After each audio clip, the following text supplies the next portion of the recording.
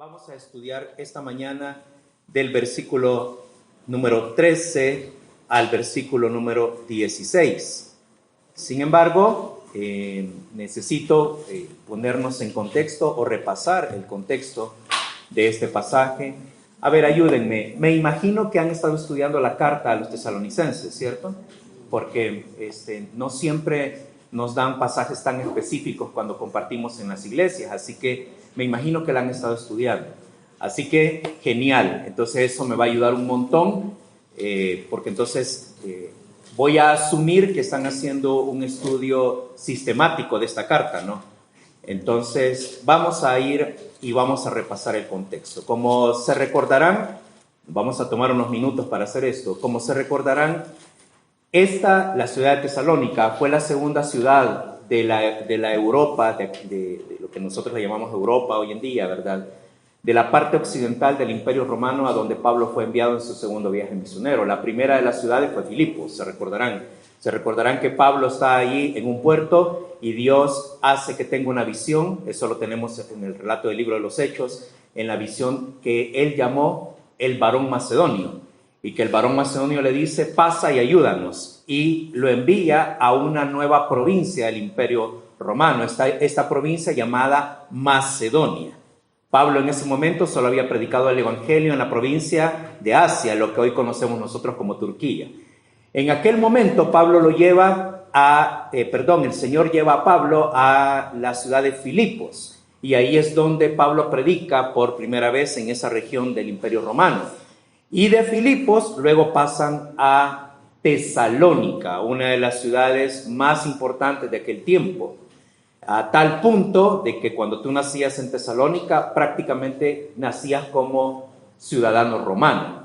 Ahora bien, Pablo está predicando el Evangelio en esta ciudad tiene una recepción importantísima, pero después de un tiempo, como misionero que es, Pablo tiene que salir de esta ciudad y se mueve a una nueva provincia. Aquella provincia se iba a llamar Acaya. Y en ese lugar él iba a predicar el Evangelio después de pasar por Atenas a Corinto, de donde Dios le iba a dar la oportunidad también de tener mucho fruto. Ahora, en Tesalonicenses, nosotros tenemos un contexto que es el que tenemos que tener en mente para poder estudiar cada una de las porciones. Y el contexto es la venida del Señor. Vayan conmigo al final del capítulo 1, observen. Primera de Tesalonicenses, capítulo 1, y observen lo que la Biblia dice. Está hablando del testimonio de los tesalonicenses en aquella región, y miren lo que dice el versículo 9 y 10. Porque ellos mismos cuentan de nosotros. Estoy leyendo la versión Reina Valera 60, ¿sí? Porque ellos mismos cuentan de nosotros la manera en que ustedes nos recibieron y cómo ustedes se convirtieron de los ídolos a Dios para servir al Dios vivo y verdadero. Versículo 10. Y esperar de los cielos a su Hijo, el cual resucitó de los muertos, Jesús, quien nos libra de la ira venidera. Entonces se dan cuenta de que este capítulo cierra colocando nuestra mente en la venida de nuestro Señor Jesús.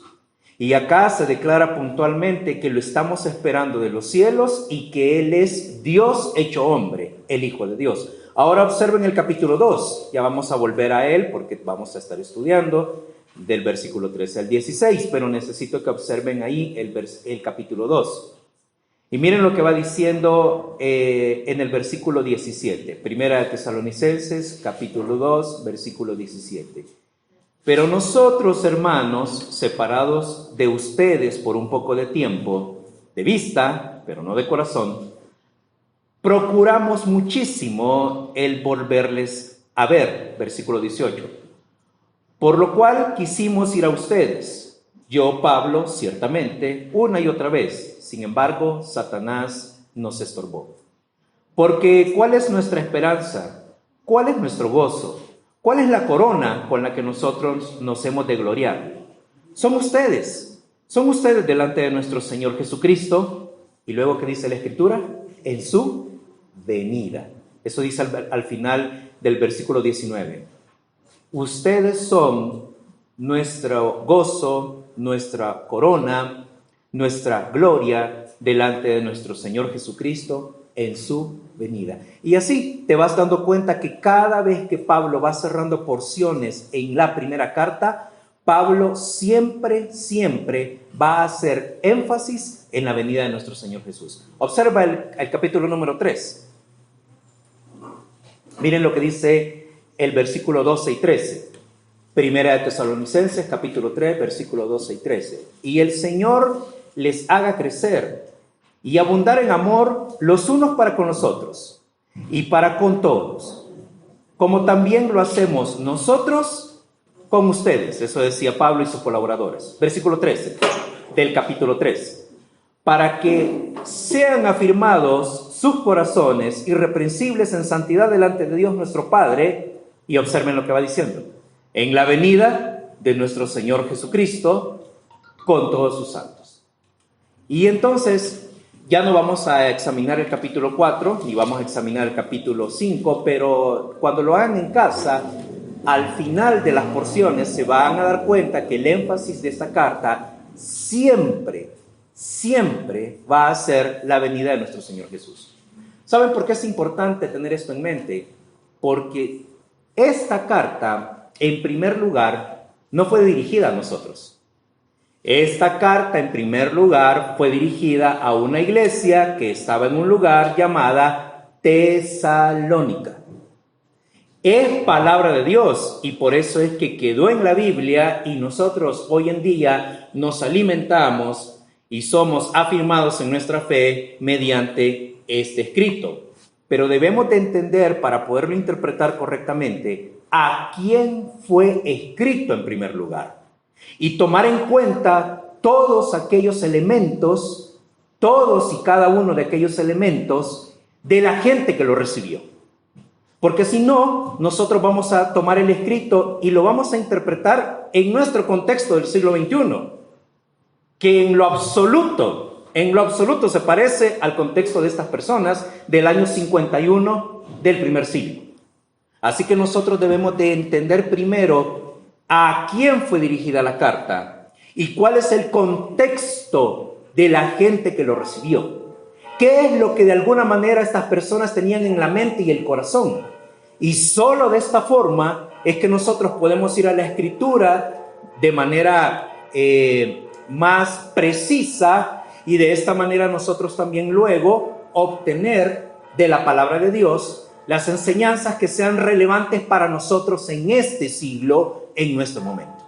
Así que siempre que vayan a una carta, siempre que vayan a un libro y tengan suficiente información de la gente que recibió aquello por primera vez, deben hacer su tarea y deben contextualizarse. Y solo de esta manera es que la palabra de Dios hace aquel efecto que Dios anhela y desea para cada uno de nosotros. Entonces, algo que debemos de entender cuando estudiamos la primera carta a los tesalonicenses es que esta carta tiene en su contexto la segunda venida de nuestro Señor Jesús y todas aquellas cosas que la segunda venida del Señor Jesús implica para nuestra vida. Ahora vamos a ir al capítulo 2 y ahora vamos a brevemente repasar el contexto del capítulo 2. Y en el contexto general, escuchen, este capítulo va a hablar de modelaje. Pero no la palabra modelaje que nosotros entendemos en nuestro contexto, que es una serie de hombres y mujeres en una pasarela, ¿no? No es ese modelaje. Este es el contexto de un modelo y los imitadores de ese modelo. Un modelo y los imitadores de este modelo. Fíjense lo que Pablo va diciendo. Miren el capítulo 2, versículo 1, que ya lo estudiaron, así que yo no voy a hacer énfasis en este versículo. Miren lo que dice. Primera de Tesalonicenses, capítulo 2, versículo 1. Porque ustedes saben, queridos hermanos, que nuestra visita a ustedes no resultó en vano. Pues habiendo antes padecido y siendo ultrajado en Filipos, como ustedes lo saben, tuvimos mucha valentía de nuestro Dios para anunciarles a ustedes el Evangelio de Dios en medio de gran oposición. Y recuerden eso, oposición. Esa es la palabra clave en este pasaje. oposición. Si quieren y tienen una Biblia impresa como la que yo tengo acá, marquen esa palabra para que ustedes puedan ir recordando este contexto particular del capítulo 2. Y luego Pablo va hablando de que la exhortación, el ánimo que cada uno de ellos recibieron de parte de los apóstoles fue de parte de la verdad de la palabra de Dios, de parte de la verdad de la palabra de Dios. Luego vayan ahí conmigo al versículo 5 y miren lo que dice. Porque nunca usamos de palabras lisonjeras, como ustedes bien lo saben, ni encubrimos ningún tipo de avaricia, dice el versículo 5. Dios es testigo. No buscamos la gloria de los hombres, ni de ustedes, ni de otros, aunque sinceramente pudimos sacar provecho económico de ustedes porque somos apóstoles de Jesús, el Cristo. Antes, dice el versículo 7, cada uno de nosotros nos comportamos entre ustedes como lo haría aquella mujer que cuida hijos que no son suyos, que lo hace con ternura, aun cuando no son suyos. Y Pablo ahora va a empezar a hablar de que en medio de esta oposición, tomando como base la verdad de la Biblia, Pablo y sus colaboradores en su visita a Macedonia fueron un modelo. Un modelo que los tesalonicenses tenían que tener en su mente para que ellos después buscaran imitarlo. En el contexto del capítulo 2, Pablo va a hacer una remembranza de cómo fue la visita de los apóstoles, de los colaboradores a Macedonia, y teniendo esta visita en la mente, Pablo va a recordarles que esta visita no se hizo en circunstancias halagadoras, sino que se hizo en circunstancias de gran oposición. Pero en medio de estas circunstancias, Pablo y quienes le acompañaron colocaron un modelo a seguir, un modelo que los tesalonicenses tenían que imitar. Y ahora vamos a ir al pasaje que nos compete. Entendiendo este contexto, ahora vamos a ver un paréntesis. Un paréntesis que va a desafiar a la iglesia de Tesalónica a tomar el lugar que les corresponde como imitadores.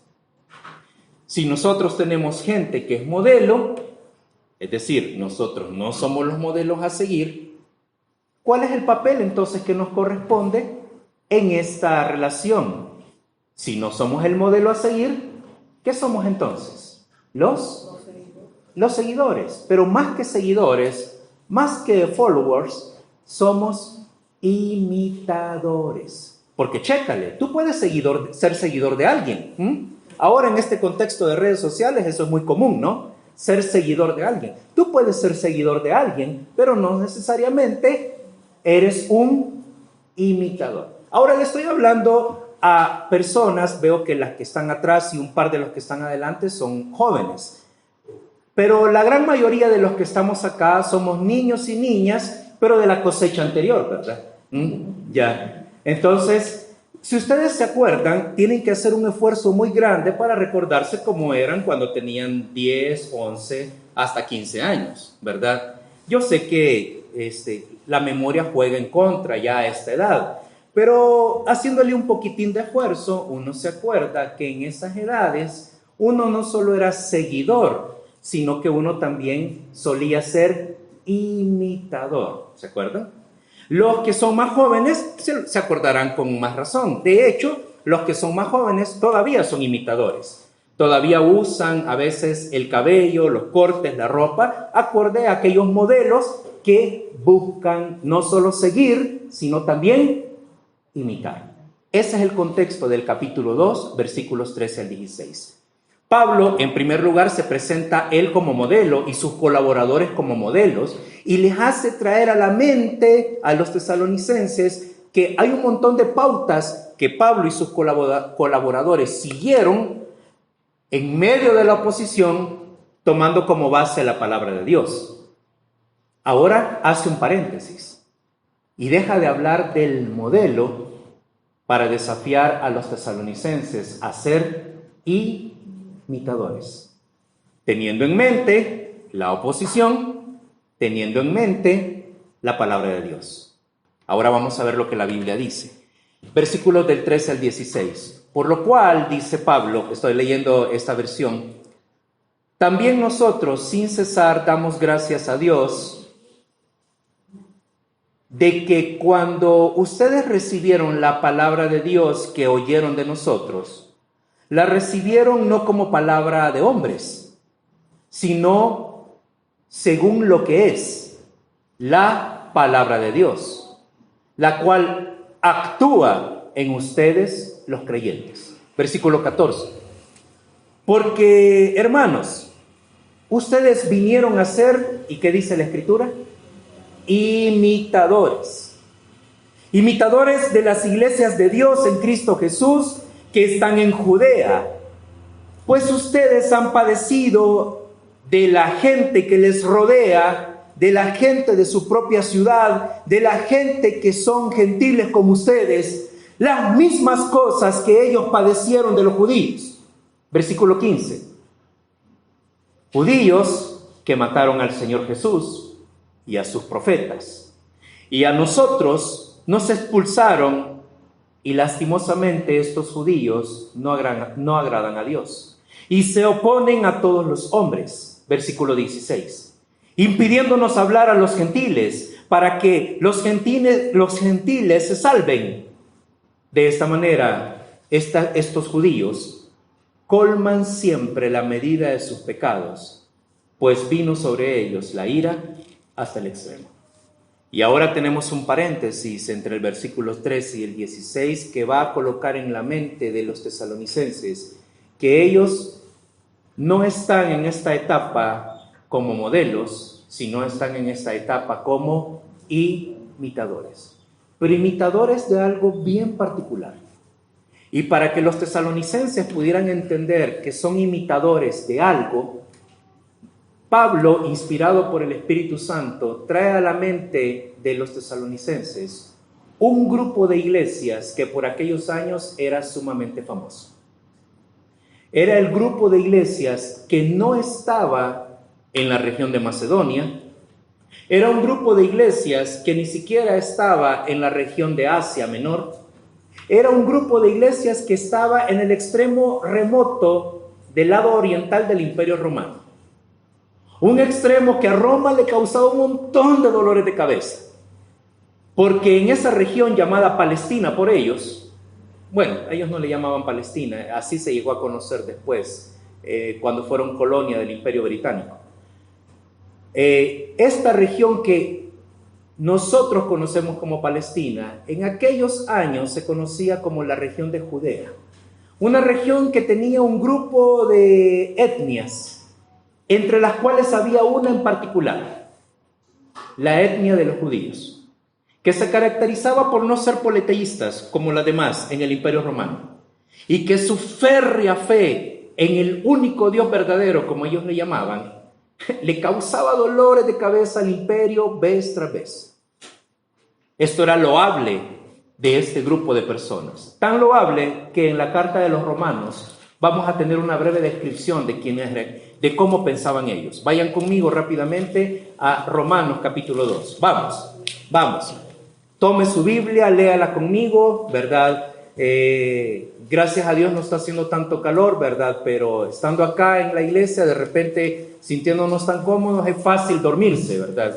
Y mi voz, como dice mi esposa, es de ese tipo de voces que es aburrida y que duerme a la gente, ¿verdad? Entonces, necesito de que agarre su Biblia y la lea conmigo. Y Romanos capítulo 2, sí, va a hablarnos un poco acerca de quiénes eran esta gente, de cómo esta gente se percibía a sí mismos. Y vea conmigo lo que dice el versículo 17. Dice la Biblia: He aquí tú tienes el sobrenombre de judío y te apoyas en la ley y te glorías en Dios. Así eran ellos. Romanos capítulo 2, versículo 17. Y conoces su voluntad e instruido por la ley apruebas lo mejor. Confía que eres guía de los ciegos, luz de los que están en tinieblas. Estoy leyendo el versículo 20. Instructor de los indoctos, maestro de niños, que tienes en la ley, la palabra de Dios, la forma de la ciencia y de la verdad. Ahora vuelvan conmigo a 1 de Tesalonicenses capítulo 2. Y ahí tienen una traza de quién era el judío. Ahora, este judío, lastimosamente, no colocó su fe en Jesús. Y cuando se levantó en el seno de Jerusalén, allá en Pentecostés, la iglesia de nuestro Señor Jesús, ahora el judío no solamente consideraba que el imperio romano era su enemigo opresor, sino que ahora el judío viene y ve que de entre los judíos se levantan, según ellos, gente apóstata, gente que se aparta de la verdad, gente que empieza a pregonar de que un carpintero de Nazaret osó llamarse rey de los judíos, osó llamarse hijo de Dios, osó llamarse el Mesías, y sobre aquello osó decirle a Israel que estaba perdido en sus delitos y pecados. Y los judíos le llamaron a esta secta el camino. Y Pablo hace remembranza cómo la iglesia verdadera en Judea sufrió gran oposición estando en medio de este tipo de pueblos. Vayan conmigo de nuevo para que lo recuerden. Allí en el versículo número 14 dice: porque ustedes, hermanos, hablando a los tesalonicenses, vinieron a ser imitadores de las iglesias de Dios en Cristo Jesús que están en Judea. Pues ustedes han padecido de los de su propia nación las mismas cosas, y ahí está la clave, que ellas padecieron, ¿de quién? De los judíos.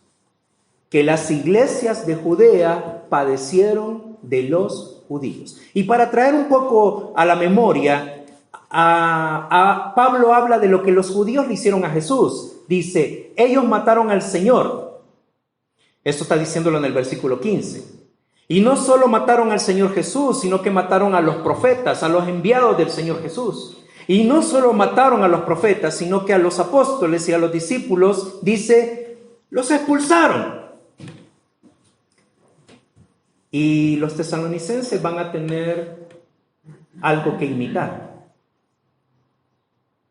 Y los tesalonicenses van a tener que imitar algo que nadie quiere imitar: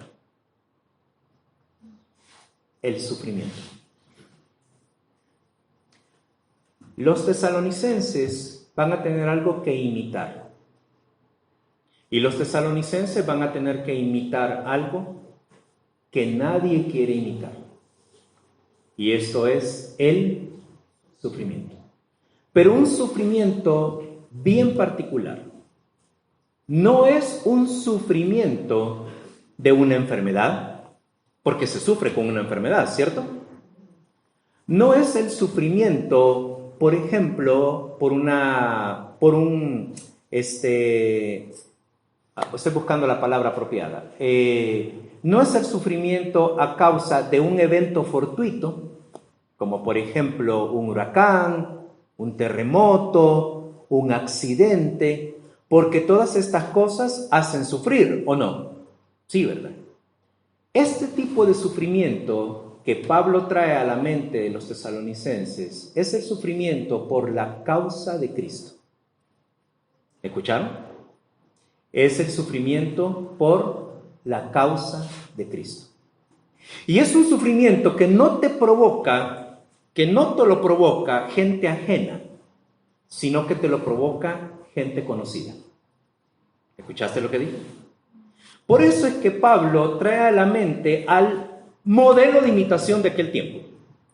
Y el modelo de imitación de aquel tiempo eran las iglesias de Judea. Porque si había gente que estaba sufriendo por la causa de Cristo, era la gente de Judea. Era la gente que estaba sufriendo por la causa de Cristo en medio de gente que inclusive eran sus familiares. Quiero que entiendan, un judío nacía sabiendo que era parte del pueblo escogido por Dios. Un judío nacía con un legado, eran hijos e hijas de Abraham. Nacían dentro de una de 12 casas. Nacían sabiendo que tenían toda una historia de relación con el Dios de la gloria. Pero un día se dan cuenta que todo lo que creen está totalmente distorsionado a causa del pecado. Y como motivo de la predicación del Evangelio de los discípulos del Señor Jesús, proceden a la fe verdadera. Y ahora se dan cuenta que son expatriados. Expatriados. Gente, escuchen, no exiliados. Porque la palabra exiliado significa que te sacaron a la fuerza de la región donde naciste. Pero tú puedes ser exiliado en otro lugar y no eres un expatriado. Un expatriado es una persona que le quitaron su patria, que ya no tienes patria. Miren lo que la Escritura va diciendo allí en Primera de Pedro. Vayan rápidamente a la primera carta de Pedro. Miren lo que Pedro, escribiéndole a las mismas personas, hablando de los de Judea, miren lo que Pedro va diciendo. Primera carta de Pedro, capítulo 1. ¿Ya lo tienen? Sí, dice, Pedro, apóstol de Jesucristo, a los, ¿qué dice? Expatriados de la diáspora en el Ponto, Galacia, Capadocia, Asia y Bitinia, elegidos según la presencia de Dios el Padre en santificación del Espíritu. Y ahora entendemos que Pedro le está hablando a creyentes. Son creyentes judíos que fueron expulsados de las regiones donde nacieron, de las regiones donde vivían. Pero ahora, a donde ellos van, llámese Galacia, llámese el Ponto, llámese Asia, no solo están en otros lugares fuera de donde nacieron o donde crecieron, sino que ahora son, por la causa de Cristo, gente sin patria. Y esto le sube el nivel al sufrimiento. Tú puedes ser un exiliado, pero no necesariamente un expatriado. Y generalmente la gente exiliada de hoy en día, de nuestro contexto del siglo XXI, es gente exiliada a causa de la política, a causa de persecuciones de esta índole, a causa de, no lo sé, de cuestiones que tienen que ver con política y cuestiones que tienen que ver con situaciones que pasan en sus países. Pero la gente de Judea, la iglesia de Judea, era gente expatriada por la causa de Cristo. Pablo, vuelvan a Primera de Tesalonicenses capítulo 2, Pablo le va a decir a la iglesia de Tesalónica, a ustedes les toca que imitar, Primera de Tesalonicenses capítulo 2, de nuevo, Pablo le va a decir, a ustedes les toca que imitar lo que está viviendo la iglesia de Judea. Les va a tocar que imitar el sufrimiento por la causa de Cristo. El sufrimiento por la causa de Cristo. Un sufrimiento que no va a venir por situaciones fortuitas o por la enfermedad.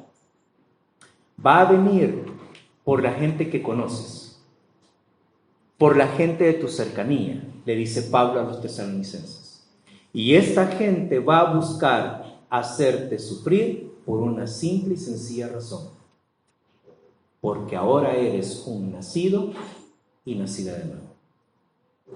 Sin embargo, Pablo les deja ver a los tesalonicenses que Dios no se hace el de la vista gorda, que Dios sabe muy bien que el hombre es implacable y que su iglesia sufre, pero que al fin, cuando el tiempo llegue, Dios ha dicho, mía es,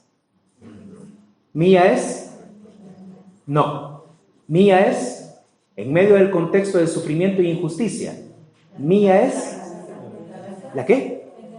Mía es la venganza, dice el Señor. Yo daré el pago. ¿Se recuerdan cuando iniciamos los primeros minutos del estudio de hoy que les dije que había un contexto general en la carta y que el contexto siempre iba a apuntar a un evento específico? ¿Cuál era ese evento? La segunda venida del Señor. Pablo siempre va a hacer que los tesalonicenses tengan esto en mente. porque el fin del sufrimiento no va a llegar a los tesalonicenses mientras estén en la temporalidad que viven. Los sufrimientos de los tesalonicenses van a tener la justa retribución cuando Jesús vuelva. Miren lo que la Escritura dice. Vayan conmigo al versículo 15. Cuando Pablo hace el énfasis de lo que los judíos han hecho. Han matado al Señor Jesús, han matado a los profetas, a nosotros, dice Pablo, nos expulsaron y no agradan a Dios.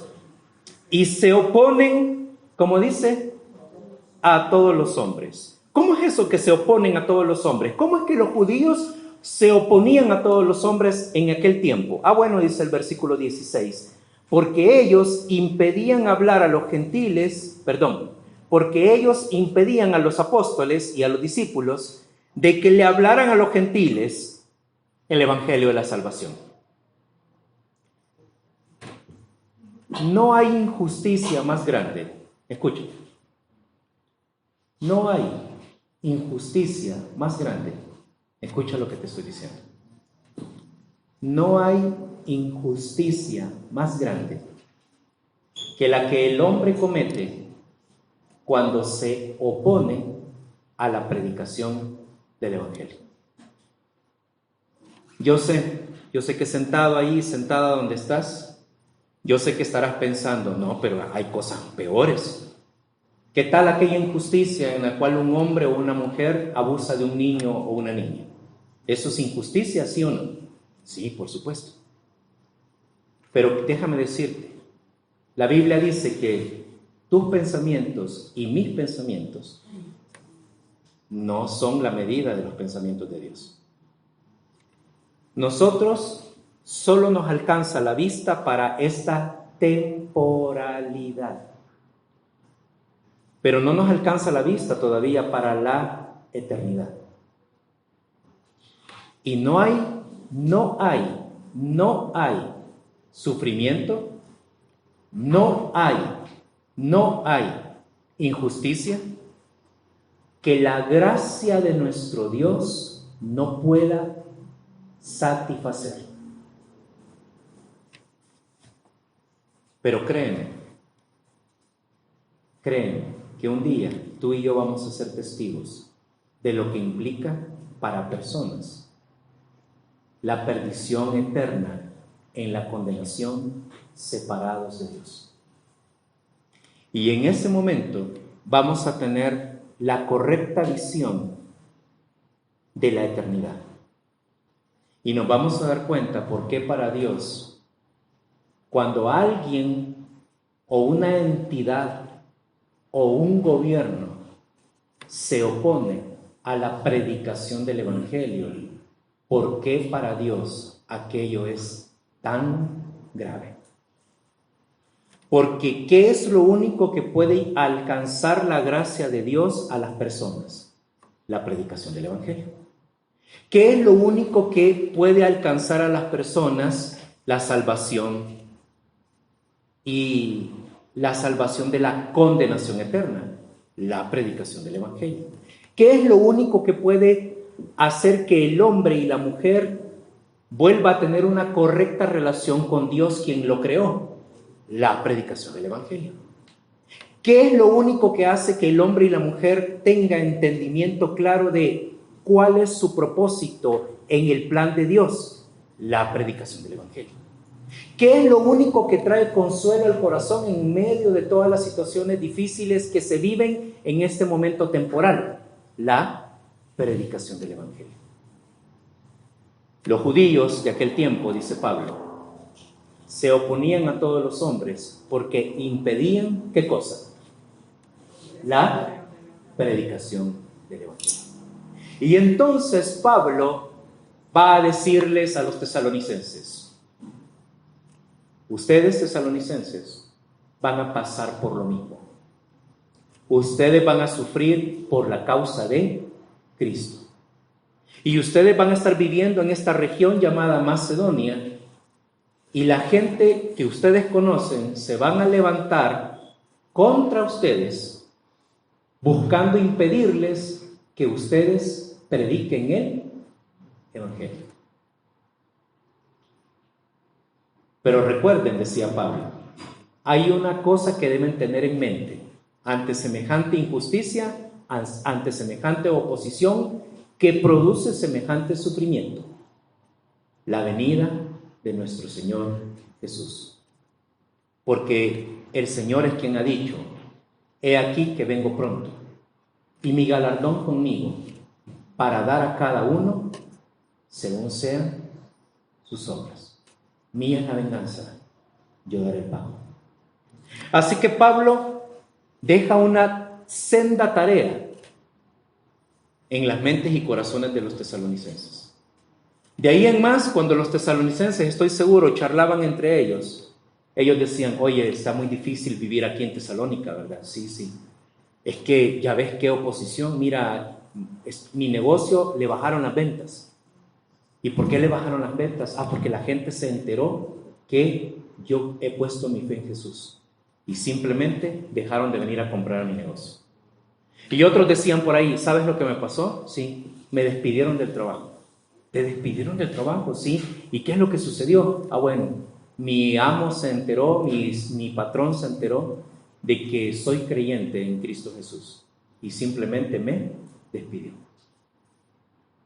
Y otros decían: ¿saben lo que está pasando ahora? No sé qué está pasando ahora. En tales y tales lugares ya no nos están dando producto ya no nos están permitiendo comprar producto de la canasta básica.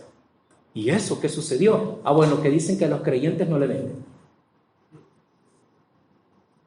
Y cuando los tesalonicenses empezaron a pasar por esto, tenían que recordar lo que Pablo les decía. Ahora ellos eran imitadores. ¿De qué iglesias? De las iglesias de Judea, en medio de la oposición y el sufrimiento por la causa de Cristo. Cuando uno va a la Escritura y uno mira lo que Dios decidió para cada una de sus iglesias del Nuevo Testamento, la verdad es que uno se da cuenta de que a nosotros Dios nos está tratando con una mano más suavecita, ¿verdad? Pero si usted se da cuenta, si usted es sincero o sincera, si yo soy sincero conmigo mismo, por momentos yo caigo en el engaño de que el sufrimiento y las pruebas que estoy viviendo son los peores del planeta. Y cuando menos me doy cuenta, estoy diciéndole a Dios que Él es injusto por estar permitiendo lo que yo estoy viviendo. Dese cuenta que la mayoría de nosotros siempre en algún momento ha caído en este engaño. ¿Ha escuchado usted aquella famosa frase, no que la gente creyente dice a viva voz, pero que está en el corazón: ¿por qué me está pasando esto? ¿Ha conocido personas que dejaron de congregarse porque simplemente tuvieron un momento de aflicción? ¿Ha conocido personas así?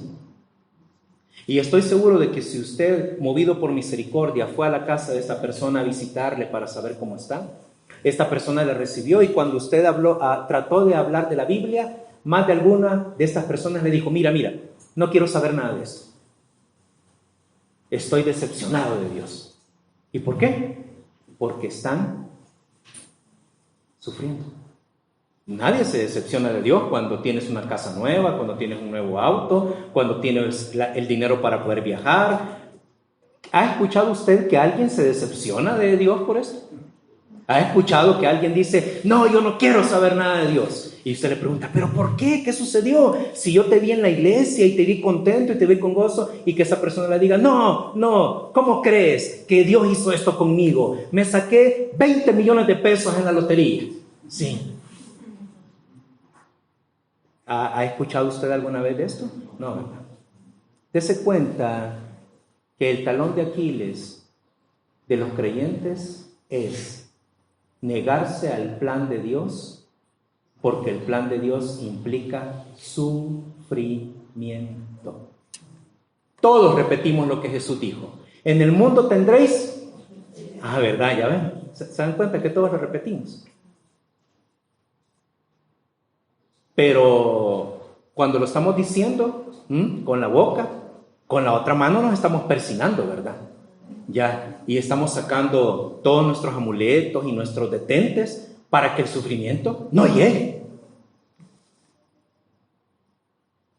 Y de los tesalonicenses nosotros podemos aprender de que Dios nunca va a cambiar el plan. La iglesia de tesalonicenses apenas estaba siendo fundada. Y Dios ya les estaba diciendo que el plan particular de ellos era sufrir por la causa de Cristo. Y ya les estaba diciendo que tenían que tener en mente lo mismo que nosotros tenemos que tener en mente: la segunda venida del Señor Jesús. Así que ahora nos corresponde a nosotros ser imitadores de estas iglesias y aceptar con gozo y valentía el plan de Dios para nuestras vidas. Y el plan de Dios para nuestras vidas es una vida abundante, una vida de gracia sublime, como cantamos. Pero esta gracia sublime y esta vida abundante solo se manifiesta cuando gente como nosotros, comunes y corrientes, sufre y sale adelante por un poder que está más allá de nosotros. Y ese es el poder de la gracia de nuestro Señor Jesús. Cuando nosotros con gusto aceptamos sufrir por la causa de Cristo. Cuando nosotros entendemos que las injusticias que padecemos acá no serán solventadas acá. Ni como la gente de afuera dice, encomiendo mi causa a Dios. Sino entender que las injusticias que padecemos tendrán la retribución justa cuando nuestro Señor Jesús venga. Que nosotros entendamos que lo que dice el Apocalipsis es tal cual, que cuando alguien dice el Señor Jesús viene, la iglesia debe responder desde el fondo del corazón: sí, Señor Jesús, ven. Que debería ser el anhelo de nuestro corazón de cada día, porque nosotros hemos entendido la predicación de Jesús: arrepiéntanse porque el reino de los cielos se ha acercado. Y que nosotros entendemos que cada día le clamamos a Dios: Señor, hágase tu voluntad en el cielo y en la tierra. Por lo tanto le estamos diciendo: Señor, no se haga mi voluntad, sino se haga la tuya. Y si tengo que beber esta copa como lo hizo Jesús, la voy a beber, porque es por tu causa. Y cuando nosotros estudiamos esto con cuidado y con detenimiento, entendiendo a quién fue dirigido y luego trayéndolo a nuestra vida se edifica. Porque entonces me doy cuenta que mi Dios siempre ha sido así. Siempre ha sido así. Y entonces me doy cuenta de que la iglesia que Él fundó en el primer siglo es exactamente la misma iglesia que tenemos en el siglo XXI ahora. Y que el plan que Dios tuvo para su iglesia del primer siglo es exactamente el mismo plan que tiene para la iglesia del siglo XXI que está aquí en Querétaro. Y que si Dios colocó aquellas cargas, Él sigue diciendo: mi yugo es ligero, porque está bajo la gracia de Él. Y entonces yo debo de aceptar con gusto el plan de Dios para mi vida. Y debo de darme cuenta de que si tú eres el único creyente en tu familia, pues ese es el plan de Dios. Y si estás sufriendo por las personas que están a tu alrededor, pues es por la causa de Cristo. Y si estás de repente en este mundo y hay injusticias, ¿y qué es lo que esperamos, pues? Y el mundo está caído. ¿Y qué esperamos de la gente? Que se comporte justamente cuando está alejada de la voluntad del Señor. Y cuando esas cosas pasan, de todas y cada una de ellas, Dios tomará justicia en la venida de nuestro Señor Jesús. Cuando la gente de la iglesia sufre, del corazón no debería salir aquel grito que dice: ¿por qué me pasa esto a mí, verdad? Cuando la iglesia sufre, de lo que del corazón debería salir es: Señor, ven ya, ven por favor, y coloca tu recta justicia sobre todo el planeta. Y cada cosa entonces que la iglesia vive, la vive enfocada en lo que es la voluntad de nuestro Dios. Hemos pasado por un tiempo difícil de sufrimiento y algunos de nosotros hemos padecido hasta la separación de seres queridos, ¿no? Y durante los primeros meses del año pasado de esto de la pandemia, ¿con cuántos creyentes no hablamos, no? Y todo el mundo decía las 1001 posibles causas de la pandemia que estamos padeciendo.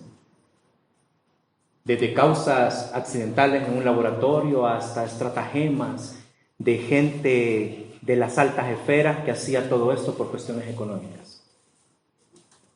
¿Sabe cuál es el resumen de todo? La injusticia del hombre alejado de Dios. ¿Qué se puede esperar de un mundo caído? ¿Y qué se puede esperar de compañías multinacionales, organizaciones internacionales, gobiernos dirigidos por hombres y mujeres que no creen en Jesús? ¿Qué se puede esperar? Cosas buenas.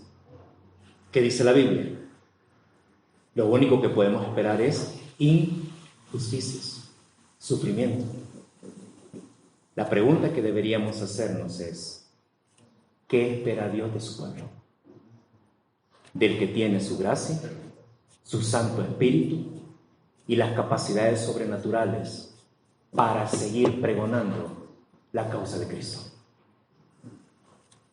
Que Dios nos vuelva imitadores de la iglesia de Tesalónica, que en medio de gran oposición se mantuvo firme pregonando la causa de Cristo. Que Dios nos haga imitadores de las iglesias de Judea, que en medio de la oposición de los de su propia nación se mantuvo firme pregonando la causa de Cristo. Que Dios nos envuelva con su misericordia y gracia para que nosotros, la iglesia del siglo XXI, sea una iglesia que decide tomar la voluntad de Dios, vivirla con gozo y pregonar la causa de Cristo para la gloria y la honra de nuestro Dios. Que Dios bendiga su palabra y que fructifique al 100% es el deseo de mi corazón. Gracias, queridos hermanos y hermanas, por esta invitación. Espero poderles ver en un futuro próximo. A Dios sea la gloria. Y como dice mi amigo Ovidio Rosotto en Argentina, y a nosotros las bendiciones de nuestro Dios. Nos ponemos de pie y oramos al Señor.